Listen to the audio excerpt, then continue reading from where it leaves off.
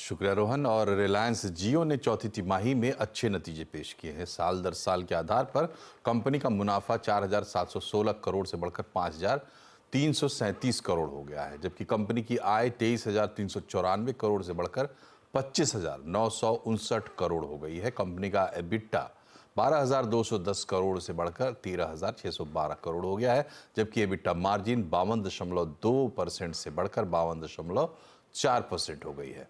वहीं तिमाही आधार पर कंपनी का मुनाफा 5,208 करोड़ से बढ़कर 5,337 करोड़ हो गया है, जबकि आय 25,368 करोड़ से 25,959 करोड़ रुपए रही है। इस दौरान एबिटा मार्जिन 52.3 से बढ़कर 52.4% हो गया है।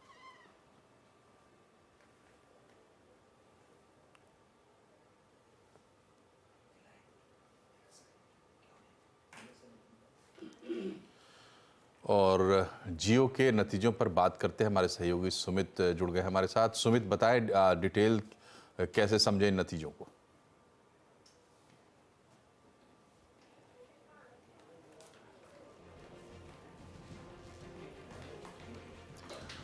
सुमित से हम बात करेंगे।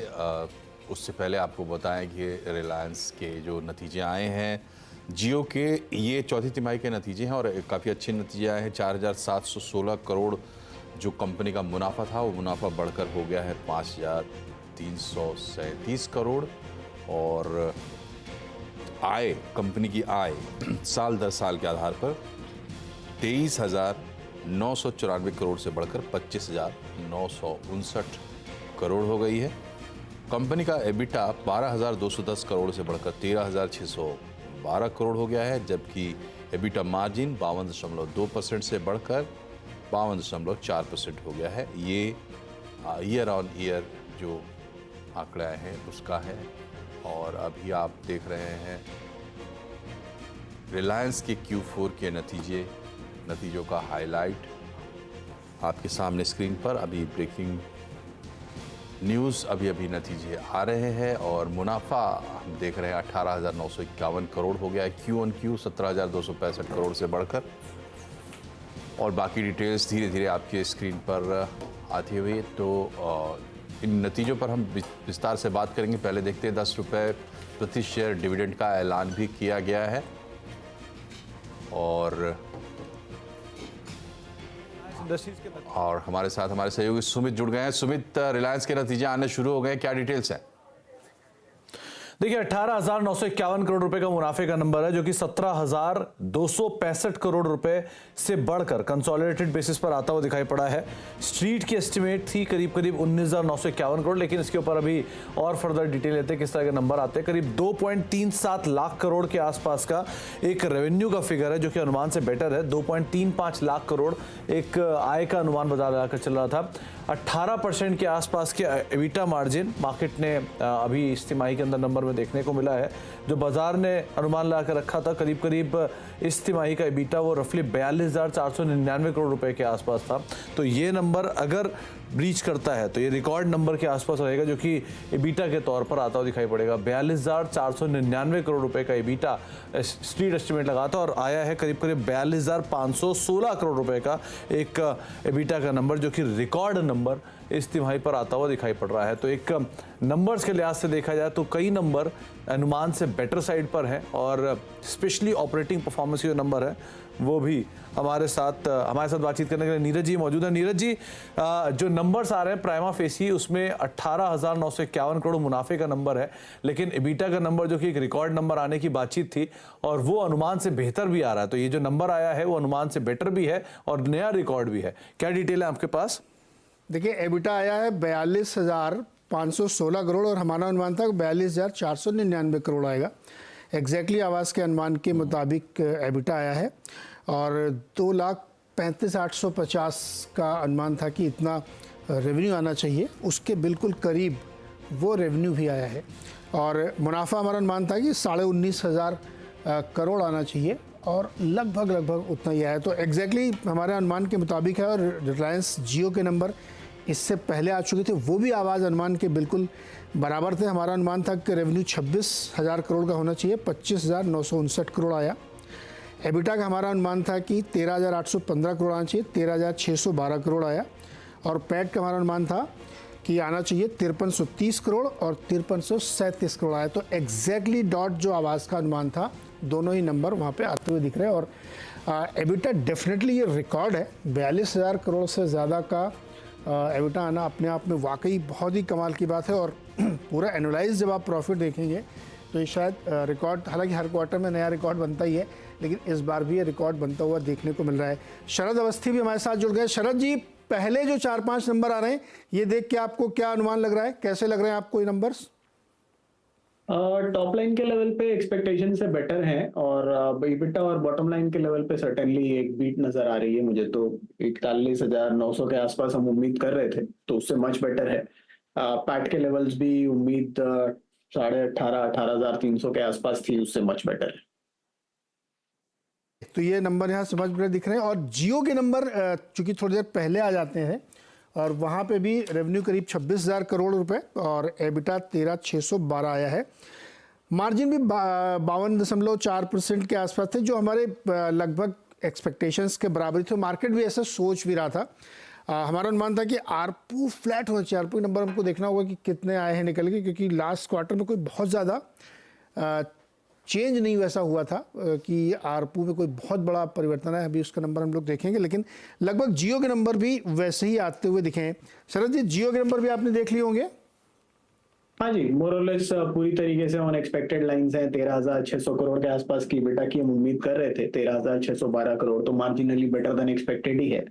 और जहाँ से आप बोल रहे थे कि हाँ इस क्वार्टर ज्यादा उम्मीद भी नहीं थी आरपू वगैरह इंप्रूवमेंट की, अगर वहां पे कुछ इंप्रूवमेंट दिखता है तो पॉजिटिव सरप्राइज होगा। बट अभी तक जो नंबर दिख रहे हैं उससे तो लगता नहीं कि आरपू में कोई बहुत ज्यादा इंप्रूवमेंट आपको देखने मिलेगी वहां पे। तो ये नंबर निकले। सुमित, कुछ और डिटेल निकाले क्या आपने?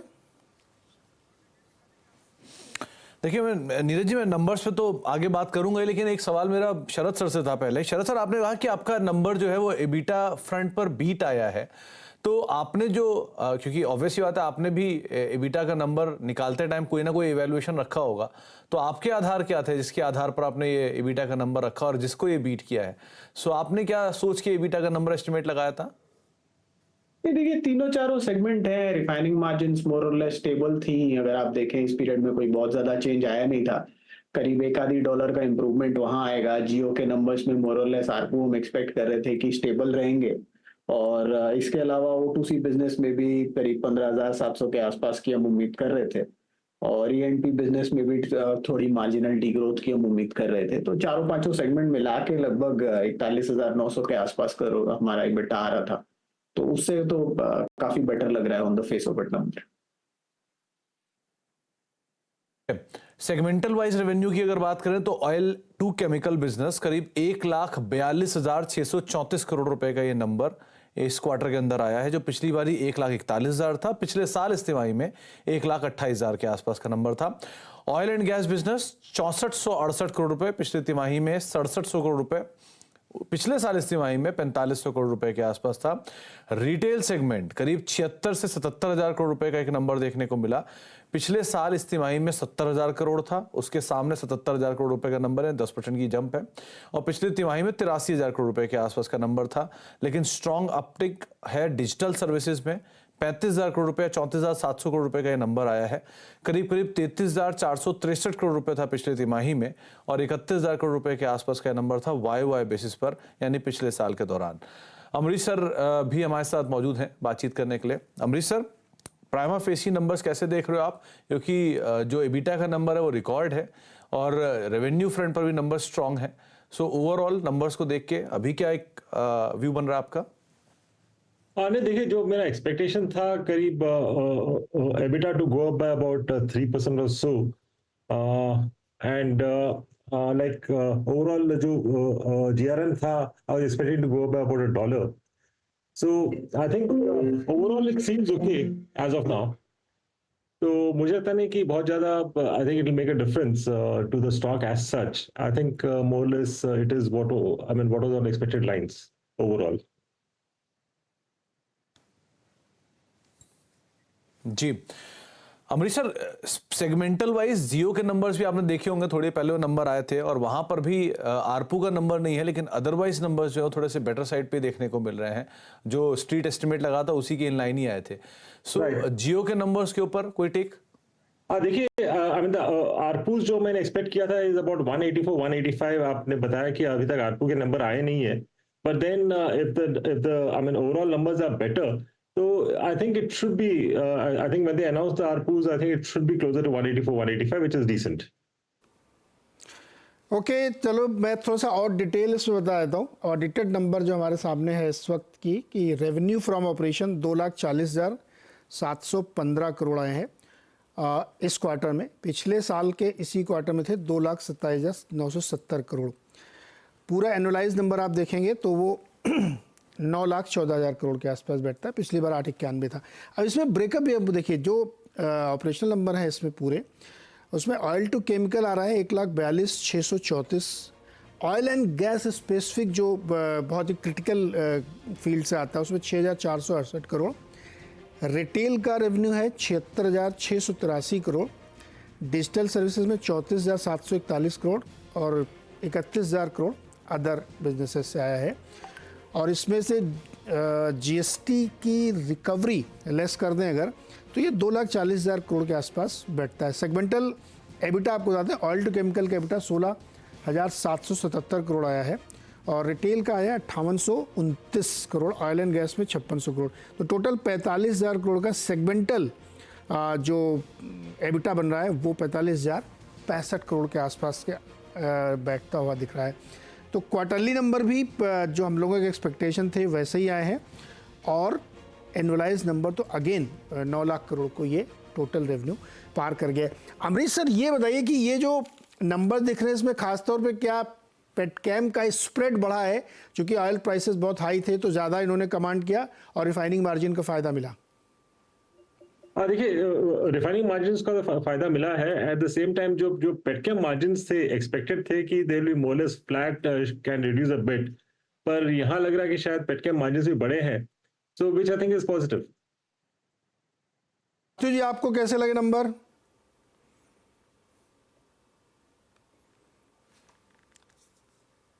पार्थो जी, मेरी आवाज आ रही है आपको? हाँ, क्लियर है आपका। जी, कैसे लगे नंबर सर? देखिए, नंबर्स आई थिंक बहुत अच्छे हैं। सबसे पहले मैं जियो की बात करूंगा, उसके रिजल्ट्स पहले आए थे। In terms of new subscriber addition, ये क्वार्टर में उन्होंने 10.9 मिलियन सब्सक्राइबर्स ऐड किए थे। I think this is contrary to the fact कि वोडाफोन आइडिया हर महीने 1 मिलियन सब्सक्राइबर लूज कर रहा है। तो गोज टू शो कि ये लूज होते हुए कस्टमर्स कहाँ पे जा रहे हैं, तो जियो और भारती डेफिनेटली टेकिंग एडवांटेज। और दूसरी अच्छी बात यह है कि ये बिजनेस में अभी जो आरपूस की बात हो रही थी, जो अभी 182 185 के आसपास की बात है, I think it is definitely eminent कि आगे जाते ये आरपूस बढ़ने वाले, बिकॉज उनके जो कॉस्ट है, कैपेक्स के कॉस्ट है फॉर 5G, आई थिंक अगर वो रिकूप कर रहे हैं तो हमने देखा है कि डेफिनेटली आरपू का ट्रेंड बढ़ने वाला है। भारती का आरपू अराउंड 202 रुपीज के आसपास है। मुझे लग रहा है जियो का भी आरपू आने वाले एक साल के अंदर 200 के पार हो जाएगा। तो 52.4% का एबिटा मार्जिन ये बिजनेस में से आई थिंक 5,333 करोड़ का पैड किया है। I think this business itself can be massively re-rated. Bharti Airtel का मार्केट कैप 6.6 लाख करोड़ है, तो हम समझ सकते हैं कि sum of the part valuation ये बिजनेस का रिलायंस कितना बड़ा है। रिटेल की बात करें तो they have cross 75 million square feet of retail store. I think this is humongous. I think इस तरह का रैपिड एक्सपेंशन शायद ही कहीं पे देखा हो, तो this is huge square feet. और अच्छी बात यह है कि हर टाइम पे नया रिकॉर्ड बनता है इन टर्म्स ऑफ रेवेन्यू ग्रोथ। और एबिट मार्जिन है 7.6%, जो क्वार्टर क्वार्टर सेम है, लेकिन अगर ईयर ऑन ईयर कंपैरिजन करेंगे तो जैसे जैसे रेवेन्यू बढ़ रहा है ऑपरेटिंग लेवरेज किक इन हो रही है और वहां पे बहुत शानदार बिजनेस है। आई थिंक इस बार का टर्न अराउंड बिजनेस है O2C, बिकॉज O2C में एक बहुत ही फेवरेबल फीड स्टॉक का टाइम था। ग्रॉस रिफाइनिंग मार्जिन्स की बात करें और सिंगापुर रिफाइनरी मार्जिन्स की बात करें तो डेफिनेटली ये क्वार्टर शानदार था उस लिहाज से। गैसोलीन में, डीजल में बहुत ही अच्छे स्प्रेड्स थे कंपनी के लिए, तो ये बिजनेस में भी 11.8% का जो एबिट मार्जिन है, I think is one of the best. पिछले 4 क्वार्टर की तुलना में अगर देखें तो this one of the best EBIT margin in this segment. तो ओवरऑल मुझे लग रहा है कि बहुत ही अच्छा परफॉर्मेंस है। तो आगे जाते मैनेजमेंट क्या कमेंट्री देता है regarding the new energy business, I think that will excite the market. Number आ गया 181.70 का इन्होंने क्लॉक किया है ARPU, average revenue per user का। इसमें KG-D6 का एक बहुत अपडेट आप लोगों के सामने शेयर करता हूँ। टोटल गैस प्रोडक्शन जो इस समय हो रहा है 30 MMSCMD हो रहा है और 23,000 बिलियन बैरल्स पर डे का क्रूड ऑयल भी निकल रहा है। तो ये बहुत इंटरेस्टिंग अपडेट था क्योंकि 30 MMSCMD काफ़ी दिन बाद ये हम लोगों ने इन्होंने अचीव कर लिया है यहाँ पे, और ये एक सिग्निफिकेंट मूवमेंट है। रिटेल में एक बहुत ही इंटरेस्टिंग डिटेल है कि इन्होंने रजिस्टर्ड कस्टमर बेस 30 करोड़ को पार कर लिया है। 30 करोड़ 40 लाख रजिस्टर्ड है रिलायंस रिटेल के साथ कस्टमर बेस, और जो कि YOY करीब 22% की ग्रोथ यहाँ पे दिखाता है। और इन्होंने 1.26 बिलियंस ट्रांजैक्शंस रिकॉर्ड किए हैं रिलायंस रिटेल में। तो बहुत ही ज़बरदस्त, मैं अपने एक लिंक में भी कह रहा था कि रिटेल इनके लिए ना सबसे बढ़िया यहाँ पे कामकाज करते हुए दिख रहा। और 562 नए स्टोर इन्होंने खोले हैं, और टोटल एरिया अंडर एडिशन जो इन्होंने किया है 78 लाख वर्ग फुट, जो कि मार्च 2024 के क्वार्टर था। तो टोटल स्टोर काउंट हो गया 18,836, 19,000 आउटलेट्स, और इनके साथ 8 करोड़ वर्ग फुट के करीब इन्होंने ग्रॉस लिया है। तो ये नंबर मैं इसलिए कह रहा हूँ 30 करोड़ वाला रजिस्टर्ड, क्योंकि ये कहीं ना कहीं जाके जियो फाइनेंस में ट्रांसलेट होगा। पार्थिव जी, लगता है आपको? Yes absolutely. आप जैसे जानते हैं कि जियो फाइनेंस में एक बहुत ही बड़ी स्ट्रैटेजी है इज मर्चेंट फाइनेंसिंग, और जिस तरह का इकोसिस्टम अभी रिलायंस के पास है, अपने जो नंबर्स बताए इन terms of the retail footfalls, in terms of the customer database not only from the retail segment लेकिन जो जियो फोन्स है उनके कस्टमर्स है, जिस तरह की आई थिंक शानदार इकोसिस्टम ये कंपनी ने बनाई है, आई थिंक आगे जाते जियो फाइनेंस को तो बहुत ही बड़ा उसका बेनिफिट होने वाला है। Probably market already is moving ahead of the curve. अभी इतने नंबर्स नहीं आए जियो फाइनेंस से येट, आई थिंक हमने देखा है कि ये स्टॉक मैसिवली रीरेट हुआ है। तो डेफिनेटली बहुत ही बड़ा एडवांटेज रहेगा, और इससे मुझे लग रहा है कि बहुत एक अच्छा एडवांटेज रिटेल बिजनेस को भी रहेगा, बिकॉज हम देख रहे हैं कि कंज्यूमर फाइनेंस एक बहुत बड़ी थीम बन गई है, और कंज्यूमर फाइनेंस की थीम पे हम देख रहे हैं कि कस्टमर्स का शॉपिंग जो एक्सपीरियंस है वो बढ़ जाता है, और I think average ticket size भी बढ़ जाती है। तो that is net very positive for Reliance retail business. Amritsar crude last quarter में एक अपर साइड पे रहा है, तो उसका एक बड़ा एज रिलायंस को इस क्वार्टर के अंदर देखने को मिला है। और इस क्वार्टर में भी क्रूड जो है वो बहुत ज़्यादा कोई फॉल की सिचुएशन दिख तो नहीं रही है, $90 $85 इसी रेंज में ही घूम रहा है। सो कैसे देख रहे हो आप ये गोइंग फॉरवर्ड जो स्प्रेड बन रहा है इसको?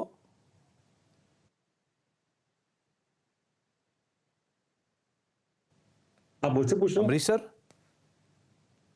जी,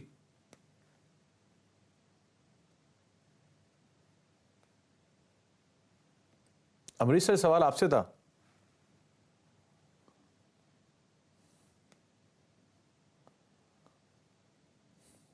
चलिए शायद अप्लाई करना चाहेंगे इसका? अमृत हाँ जी, शरद, आप रिप्लाई करना चाहेंगे इसका? हाँ, एक बार रिपीट करिएगा, मैंने ध्यान नहीं दिया, मैं कुछ और पढ़ रहा था। जी सुमित, सवाल पूछिए ना शरद जी। ये था कि जो क्रूड करीब $90 के आसपास लास्ट क्वार्टर में रहा, वो एक बड़ा एज रिलायंस को एज एन एक्सप्लोरर देकर गया है, एज देकर गया। इस क्वार्टर में भी क्रूड अभी तक 80 85 और 90 के बीच में होवर अराउंड कर रहा है। सो क्या ये गोइंग फॉरवर्ड सिचुएशन के लिए टेलविंड के तौर पे रहेगी? देखिए, ब्रॉडली जो रिफाइनिंग मार्जिन्स हैं वो $10 से $12 के बीच में ऑसिलेट करती है, बीच बीच में एग्जैगरेशन इधर वे हो जाता है, तो उसी का ज्यादा फर्क बहुत ज्यादा पड़ना नहीं चाहिए। जहां तक क्रूड के प्राइसेस और एंड प्रोडक्ट का सवाल है, मुझे लगता है बहुत ज्यादा होपफुल रहना कि क्रूड के प्राइसेस हाई रहेंगे तो मेरे हिसाब से थोड़ा एग्जैगरेशन होगा, क्योंकि जिस तरीके से जियोपॉलिटिकल सिनेरियो थोड़ा स्टेबलाइज हो रहा है, तो ये उम्मीद करना कि क्रूड के प्राइसेस ये हाई लेवल मेंटेन करेंगे काफी मुश्किल होगा। बट कॉम्प्लेक्स प्रोसेसिंग की वजह से जितना एडवांटेज ये उन मार्जिन्स में उठा सकते हैं वो हमें देखना पड़ेगा आने वाले समय में, तो वो वहां से उनको पॉजिटिव डेवलपमेंट रहना चाहिए। सिर्फ क्रूड प्राइसेस पे इस बेट को लेके आप नहीं चल सकते, वो मुझे लगता है सस्टेन करना काफी मुश्किल है। ओके, अच्छा, कुछ मोटे मोटे नंबर आपको बता दूं। इसमें कंपनी ने ये भी अपडेट दिया है कि जो नेट डेट है कंपनी का 31 मार्च 2024 तक वो थोड़ा कम हुआ है। पिछली बार था 1,25,766 करोड़, जो अब घट के हो गया 1,16,000 करोड़। जो बिग पिक्चर के नंबर है वो आपके सामने एक बार रिपीट कर देता हूँ हाईलाइट के तौर पे। रिलायंस ने अब टोटल कंसोलिडेटेड बेसिस पे सारे बिजनेसेस और सारे तरीके की आमदनी को मिला लें तो FY24 की क्लोजिंग 10 लाख करोड़ के साथ की है, जो कि पिछले साल से ज़्यादा है। और एबिटा जो है वो 16% बढ़ के अब हो गया है 1,78,000 करोड़ का। और जो कंसोलिडेटेड पैट है वो 7.3% साल दर साल बढ़ के अब हो गया है 79,000 करोड़, $9.5 बिलियन का। और कंपनी ने FY24 में जो कैपेक्स किया है वो 1,31,769 करोड़ का है। ये बिग पिक्चर, बिग नंबर्स हैं जो इस कंपनी में आपको इस समय बैलेंस शीट के तौर पर सामने देखने को मिलेंगे। तो नेट डेट कम किया, ये एक अच्छी बात है। और कैपेक्स भी ठीक ठाक किया, 1.25 लाख करोड़ के आसपास का यहाँ पे कैपेक्स भी देखने को मिल रहा है। शरद, ये जो पूरे नंबर्स देख के लगता है कि अब यानी कल मार्केट में कैसा रिएक्शन होगा?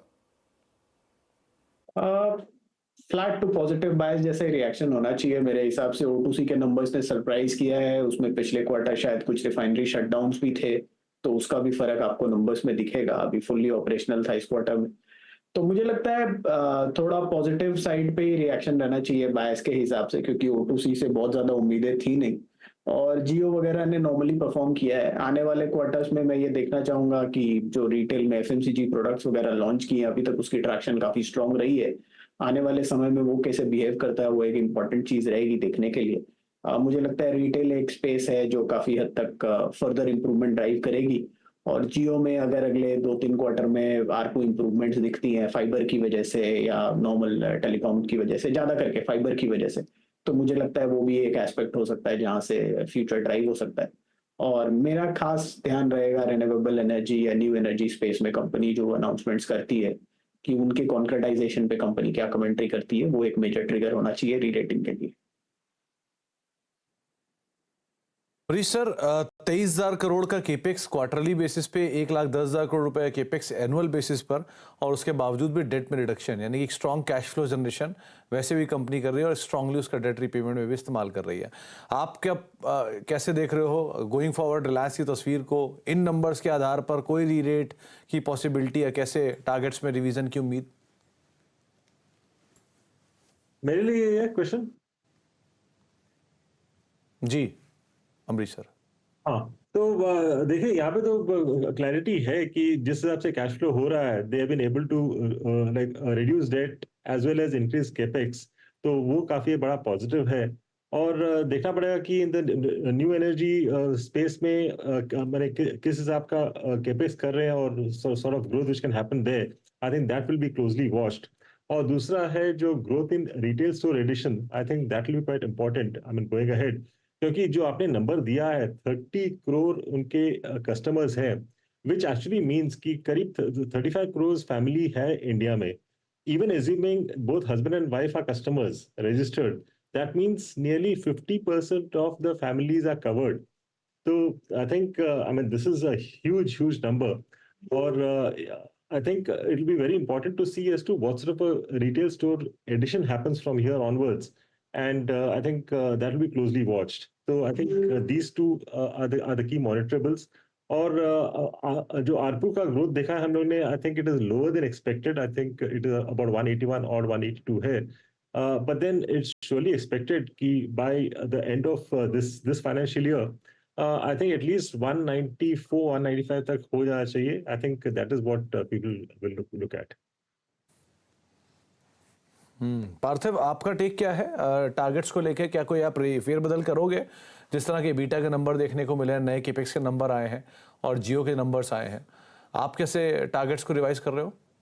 यस, आई थिंक जिस तरह से O2C बिजनेस में स्टेबिलिटी आई है वापस, प्लस आई थिंक जियो में हम जानते हैं कि बहुत सारे ट्रिगर्स है with the next 6 months in terms of ARPU increase, बहुत ही बड़ा ट्रिगर है वो Reliance overall as a share के लिए। और रिटेल में जिस तरह का आई थिंक ग्रोथ हम देख रहे हैं विद वेरी गुड मार्जिन्स, हमारा ऐसा मानना है कि अगर सम ऑफ पार्ट वैल्यूएशन करें तो retail business itself is valued somewhere around 8 lakh to 9 lakh crore. अगर इसकी तुलना में ट्रेंट या डीमार्ट उस तरह की कंपनी से करता हूँ तो इतना वैल्यूएशन तो डेफिनेटली रिलायंस का बनता है। जियो की बात करो तो जियो में भी somewhere around 7 to 8 lakh crore का वैल्यूएशन बनता है if I am doing any sort of peer comparison with Bharti. और जियो के पास ज्यादा सब्सक्राइबर्स है और ग्रोइंग सब्सक्राइबर्स है तो आरपो भी बढ़ने वाला है, तो this is a fair valuation. और O2C की बात करूं तो अराउंड 6 लाख करोड़ का वैल्यूएशन O2C को मिलना चाहिए। तो अगर ये पूरा मैं टोटल करता हूँ नॉट इवन काउंटिंग और फैक्टरिंग जो 75,000 करोड़ का कैपेक्स न्यू एनर्जी में है, तो 22 लाख करोड़ का market cap I think potential है, which means somewhere around 10% more upside from here. तो आने वाले 6 महीने में मुझे लग रहा है कि यहाँ से रिलायंस में इजीली 10% का अपसाइड देखें। नतीजों का जोरदार विश्लेषण और शानदार नतीजे, आप सभी का बहुत बहुत शुक्रिया हमसे जुड़ने के लिए। और इस बुलेटिन में फ़िलहाल इतना ही, लेकिन जाने से पहले आपको बता दें कि जो चैनल आप देख रहे हैं वो TV18 ब्रॉडकास्ट का हिस्सा है और इंडिपेंडेंट मीडिया ट्रस्ट के अधीन है, जिसकी सोल बेनिफिशियरी रिलायंस इंडस्ट्रीज़ है।